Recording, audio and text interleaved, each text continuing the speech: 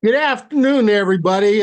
This is Tom Davis, the president of Total Sports Recruiting, back with doing some interviews, catching up with some of my former players and that. And I am so happy today to have a young man, Frankie Craska, who transferred into us at Mars from Central Catholic and was one of our mainstays on the mound. And we actually taught him to hit a little bit, and because he was willing to learn and all that, you see the little smile he gets on his face and everything. But he's one of my favorite kids because this is a young man that you know not elite talent or anything like that, but a kid that was a total sponge and took to coaching and what you told him and utilized it, made adjustments,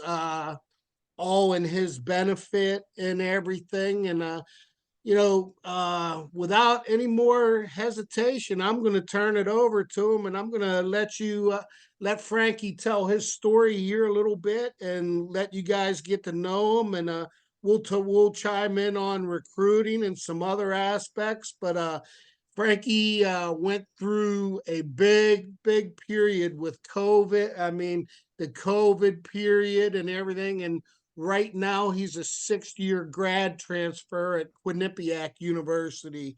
And without any more ado, Frankie, take it away, man. How are you today? I'm doing great, big guy. Thanks again for having me. It's always a pleasure. Yeah, no, like you hit on it. Coming into Mars, my junior year from Central Catholic, it was obviously going to be a new experience for me, but I was welcomed with open arms by coaches and teammates and family. And from the get go, I felt like I could make an instant impact. And those 2 years that we had, my junior, my senior year, definitely some of the best guys I played with and some of the best coaches I've ever had experience of working with. And coming out of high school, I had some looks at the Division 1, Division 2, and Division 3 level, and ultimately decided to go on and play at Lafayette College in the Patriot League, and definitely liked the fit coming out of high school, and felt like I had a chance to compete right away as a freshman, which I absolutely did. And then 2020 was when things kind of went haywire across the whole world, not just in baseball, but with everything. And so when that happened, obviously there was a lot of question marks that surrounded eligibility and what it meant for student athletes and scholarships and so forth. So ultimately, the 2020 season ends up getting canceled. That'd be my sophomore year. And then going back to my junior year, there was some ups and downs. I was dealing with a little bit of an injury to my elbow, and then getting into the season, still working back from rehab. Happened to get COVID myself in March, and then that year the Patriot League shortened the season from 56 to 30 games. So by the time I ended up, getting back fully healthy with my arm and with COVID itself, I ultimately decided to opt out of that season and forego that to my senior year at Lafayette, which was in 2021. And then luckily enough, I was able to be healthy and get back and compete with my teammates at Lafayette that year. Ended up graduating with a great senior class, guys that, some of those guys are still playing. Justin Johnson was at Lafayette and grad transferred to Wake Forest and had an unbelievable season for them. And now he's in the Kansas City Royals organization after getting drafted this past summer. But that after that, that kind of put me in a weird spot because I had 2 years of eligibility remaining as a graduate from Lafayette, and Lafayette not having any graduate programs kind of put me in a spot. Well, hey, if I want to continue my collegiate career, I'm going to have to look elsewhere. And that's when I made a decision to enter the transfer portal as a graduate transfer, albeit. So I had the luxury of entering my senior year in the fall with the backing of my coaching staff there, saying, "Hey, like we're going to do all we can to help you, get to where you want to go after this year." And that process itself was a little bit stressful because you have to think about what might be a good fit for you as a transfer, a graduate transfer, not only baseball wise, but also you have to look at some graduate programs which you could see yourself pursuing a career in. And had some discussions with a couple schools, but ultimately It was in the summer after my senior year. After I was playing in the Northwoods League, I got in contact with Coach John Delaney at Quinnipiac, and we ended up finalizing an agreement, and I was going to come in as a graduate transfer with 2 years of eligibility remaining. And looking back, it was an unbelievable decision on my part because A, I met a great group of guys at Quinnipiac, and B, I've had a chance to compete on the mound, do what I love to do. And last year we took a huge step forward in the MAC. We were picked to finish tied for 7th in the conference, and we ended up getting to the final 3 of the MAC tournament,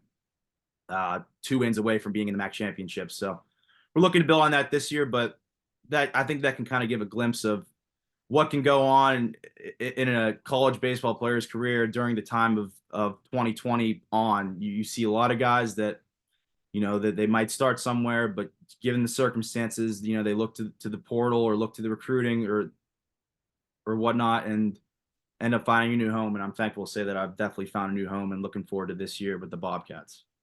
Good. Yeah, I'll tell you what, you've hit on some good parts. I have some questions that I know that you can answer. When you came into Mars and that from Central Catholic, and you came in and you were meeting with Andy and me and other coaches and everything like that. Um, talk about the transformation that we talked about that you had to do with your body and everything else. We knew the kind of stuff that you had and everything like that, and just talk like about we asked you to lose some weight, get into better shape. You came back. I mean, you look like a totally different kid because you went out and did all the work and everything, and you can see how that helped you. Talk about the game a little bit as far as baseball in general, the adjustment. Because I mean, I talk to people all the time. Yeah, you, JJ, Brandon, all the Dave or Dave, Will, all those kids that have been there, and that word adjustment always comes up. Okay, just talk a little bit in general about how you see it, Frankie. Yeah. No, I mean, the word adjustment is absolutely critical in anything you do in life, but especially in baseball, because no matter where you're at in your career, there's always a step forward, and you can always improve on where you're at the moment. And looking back to when I was in high school, I'm with you. Like, I definitely thought that my stuff, always played, not only at the high school level, but I knew my stuff would continue to progress to a point where I could pitch at the next level, the Division I level. And I think the biggest thing for me was just, seeing myself transform in high school. A lot of it just goes back to that hard work ethic that we talked about. Like, I remember there was countless hours on weekends when, I could be doing other things, but I had to dedicate that time to getting my body right to where it needs to be in a position to help us win. I remember back my junior and senior year at Mars as a pitcher, I was looking to be a guy that can go deep into games. I remember having conversations with about you, like, hey, like the arm's going to be there, but we got to make sure that body's ready to go 6 or 7 innings for us if need be. So when it comes down to conditioning standpoint in the weight room, flexibility, mobility is one thing for me that even today I've seen a drastic stride just within the past year. Like, I mean, speaking in the past year or so, I remember, my squat and my deadlift were damn near to the bottom of our team at school. And that was a little bit of a wake up call. Hey, like, listen, like, I'm not saying I'm going to be pulling the most weight, but I at least want to be up in the middle of the pack towards the front. And my coaches saw me this fall in the weight room. They're like, Frank, we haven't seen you get that low in a squat ever. So that, I spent a lot of time this summer, even while I was pitching in the Northwoods League, just trying to prioritize flexibility and being able to move my body down the mound as athletically as I can. And I think that's one thing for pitchers, especially. You got to put yourself in a position where your body's going to be able to work down the mound. The arm strength will help you, but it's got to be all. It all starts with the base, and all starts with the legs. So, to any young pitcher in high school getting recruited, make sure you focus on that lower half and getting your body to the place where it needs to be to compete and ultimately let your legs do the work. those are such great points. And I mean, I put out there all the time on social media and everything about baseball is a game. I mean, more so than anything else about your big muscle groups being able to move and accelerate and everything like that. And the other thing is, especially as a pitcher, I mean, you know what, we you and you've heard me talk over and over with pitchers about it. We have to sit there and get you more flexible. We have to get you more range of motion. We have to get you, because that's gonna add to your arm speed, to everything like that. Then you take care of the rest of the body, the legs and the core and everything else like that. Then you start combining them with your in your mechanics and delivery. And that's, how I really think that you go about it, and why we've always had successful pitchers such as yourself and other people. Want to get back to you going to Lafayette. Tell everybody, Lafayette is a school and how hard it is to get in there. Just admissions wise to play baseball.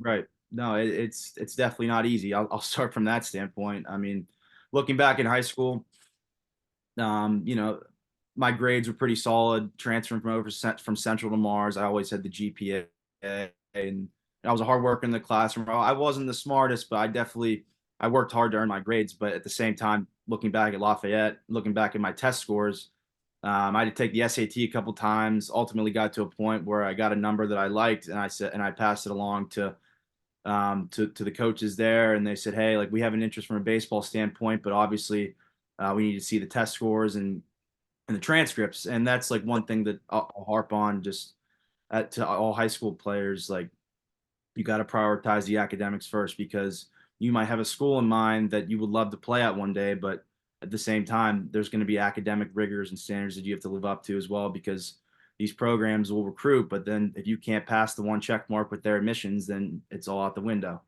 So with Lafayette, like, I definitely, it was up there as far as an academic, Division I school in the Patriot League. A lot of those schools are very similar to the Ivy Leagues, and where, you're going to have to show a capability on the baseball field, and for me on the mound, which, looking back when I was getting recruited by Joe Kinney, who was the head coach at Lafayette for 20 years and actually was the head coach of David Bednar, who's now the all-star closer for the Pirates. We had that personal connection with that family and with Lafayette, and ultimately ended up working out where I accepted a scholarship to play there out of high school, and I'm thankful to have graduated from there because it's an outstanding degree. Awesome, awesome. Now take us through.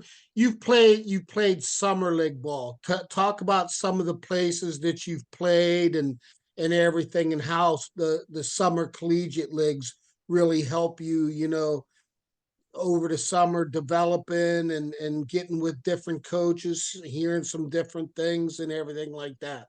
Yeah, I think that last point you hit on was huge in playing summer ball. It's, a lot of guys will say, hey, like, the season's over, like, let's, I want to enjoy the summer months. And don't get me wrong, like, I'm all for that too. But some of my best experiences in playing baseball ever, I've been playing in summer leagues across the country.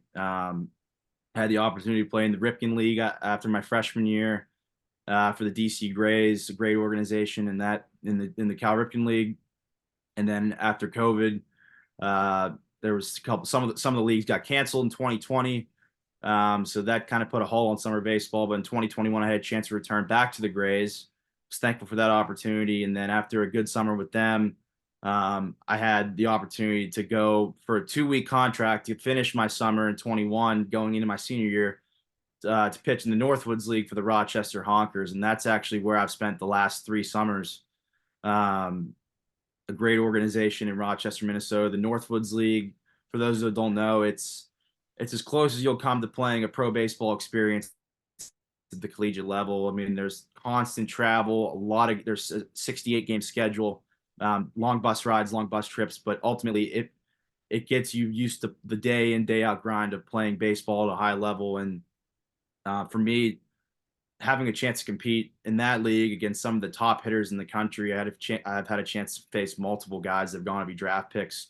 Charlie Condon, who was going to be a top 5 pick this year, likely out of the University of Georgia. I had a chance to face him.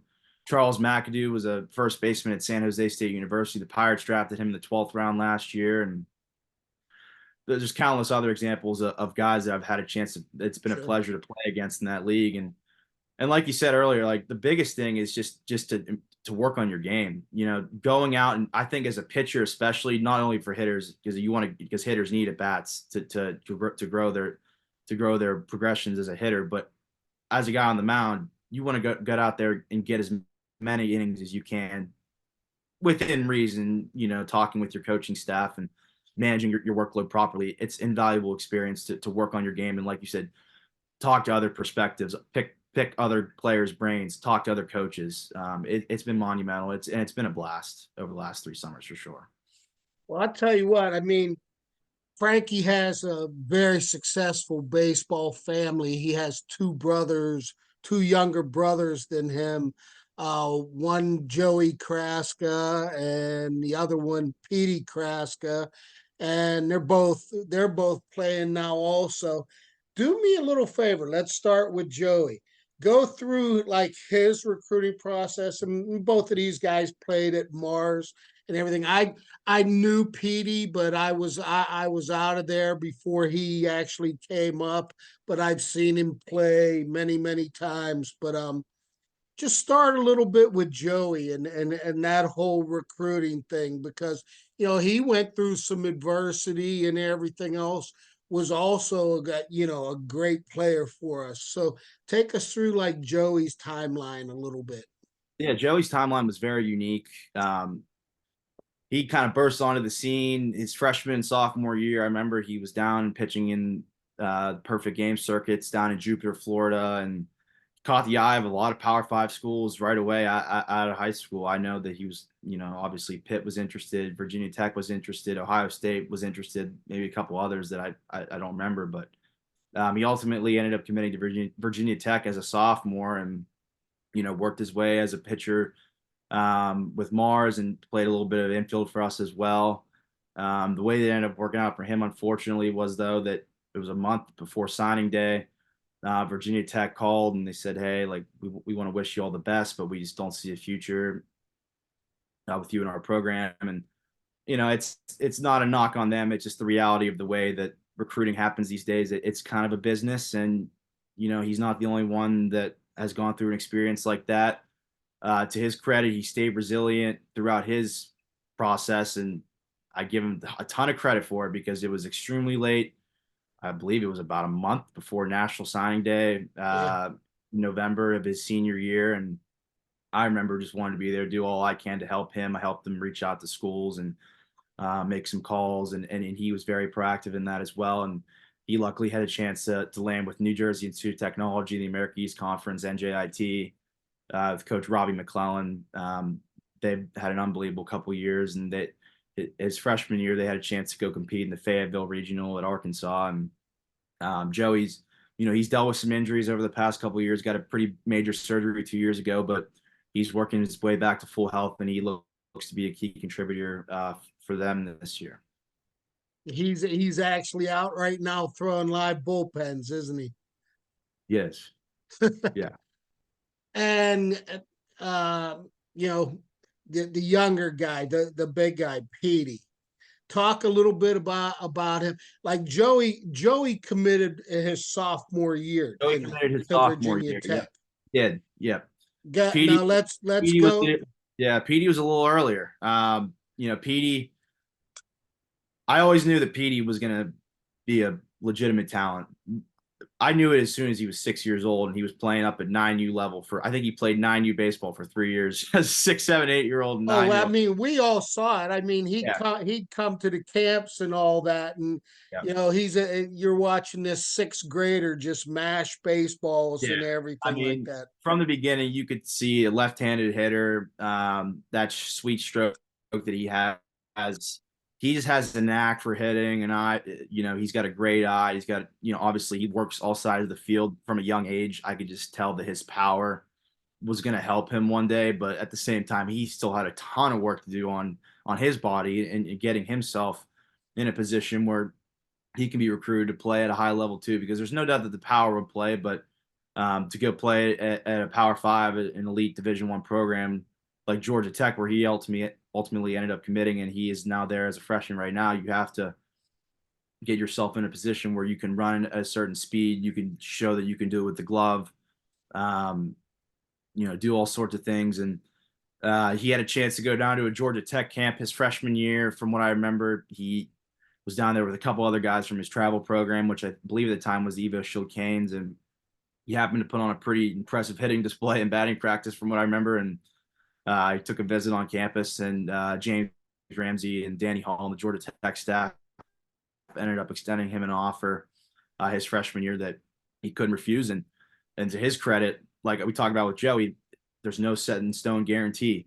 When you commit that early, you don't know if that's going to be the same deal by the time you're ready to sign as a senior. But Petey continued to develop his game, improve his strength, and work on his body and get himself to a position where he's now there as a freshman and going to be competing for at bats this spring as a freshman. And it's an exciting thing to talk about, because Petey's he's quite the player to watch. And I had a chance to play with him this summer in the Northwoods League. See what he did was even more impressive, going as an incoming freshman into an elite college baseball league.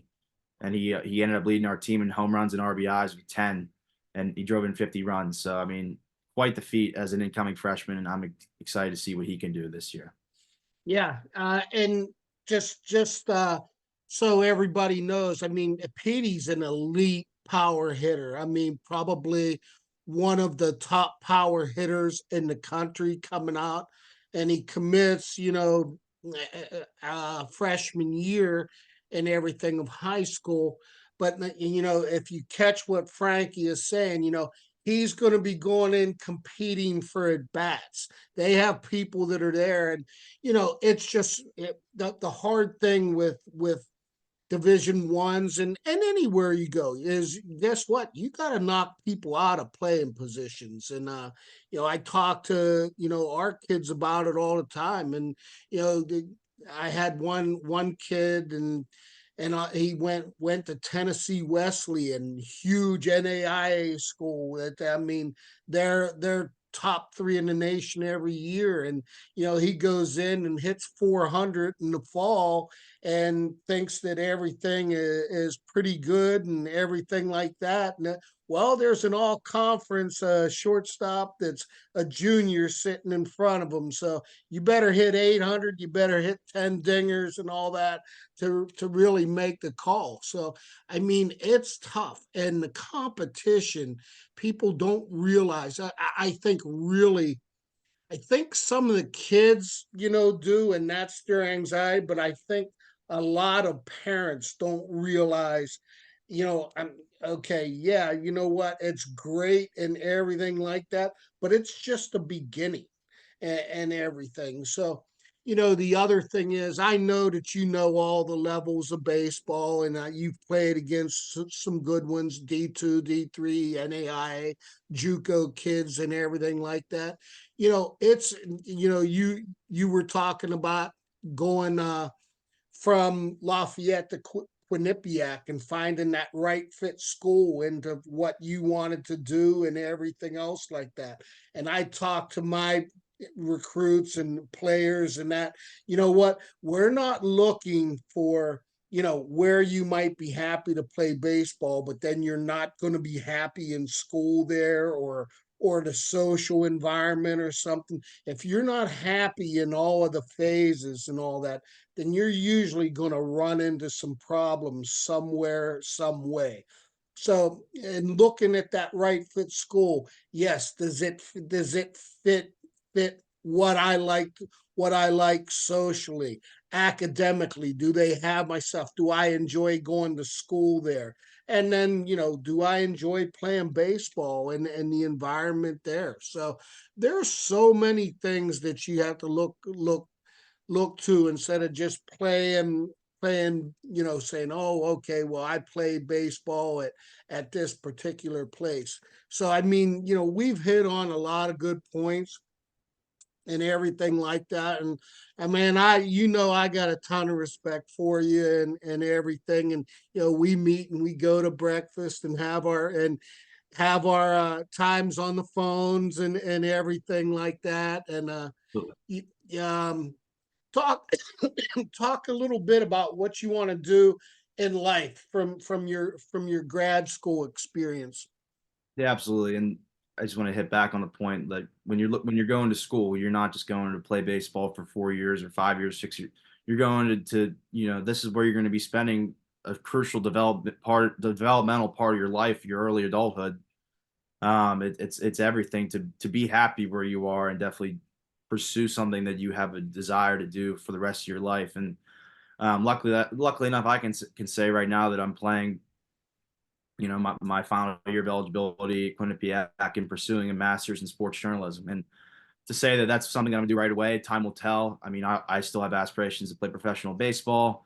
Depending on what comes up this summer, opportunities, time will tell. I mean, obviously there's crazy stories today of guys that go unsigned or undrafted that work their way up, keeping that dream alive. And definitely Sure. after the season, we'll definitely look to see what opportunities I can pursue. But at the same time, I'm pursuing a degree in something that I'm very passionate about, and that's sports. I definitely have a knack for sports, and not just baseball, but I've talked to you, big guy, about football, about basketball, about everything. I mean, Yeah, uh, we sort of hit the whole spectrum. we do for sure. And generally, I would say that I would definitely like to go into some field of sports media, whether that's broadcasting, whether that's journalism, whether that's covering a team, whether that's working for a professional team.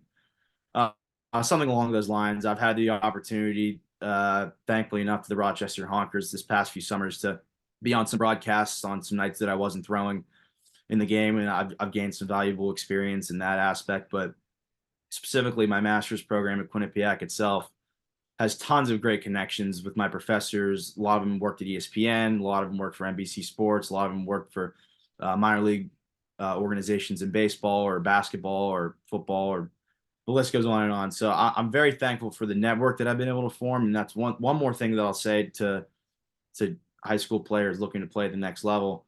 Wherever you do end up, going to play, or wherever you go to school, like definitely prioritize a career networking circle in which you can look on your whole life. Because I know when it's all said and done, hopefully we're playing in a regional in June, competing at the highest level this spring with Quinnipiac. But I know when it's all said and done, when baseball is all said and done, and hopefully it's in 10 years, it might be in a year, who knows? But at least I'll know that in my last 6 years at both at Lafayette and Quinnipiac, I've built a great connection network of guys that I play with, alumni, et cetera, that will be there for me down the road. You bring up a great point there, and I talk about that too. Is just the network of that you can build from playing college athletics and everything. I mean, I see it. You go into your senior year, and if you're not going masters, you're looking for a job. There's always those former players and alumni and everything else. Oh, you know what? Hey, yeah, we would love to have another Lafayette, you know, player in here working with us and everything like that. I mean, you've seen firsthand how it is and everything like that. But we talk about those things all the time. So, in the whole recruiting thing, it's what I try to do, and I know that you see it, you follow tons of what I do, and have been with me and everything. And you know what, just you have to sit there and be and happy in all aspects of your choice and everything. And just picking because of one thing usually doesn't work out, and it just adds to the transfer portal stuff and everything now and everything that's going on.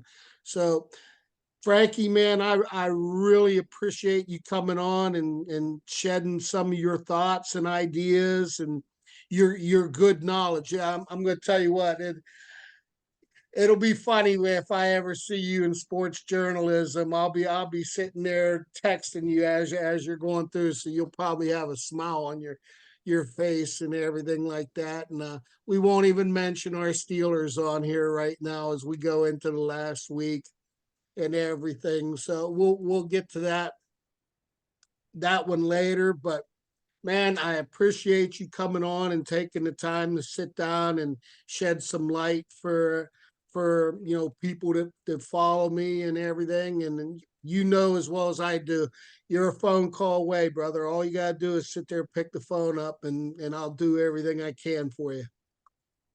Amen, my man. I really appreciate the time. It's always a pleasure. All right, big guy. Thank you so much.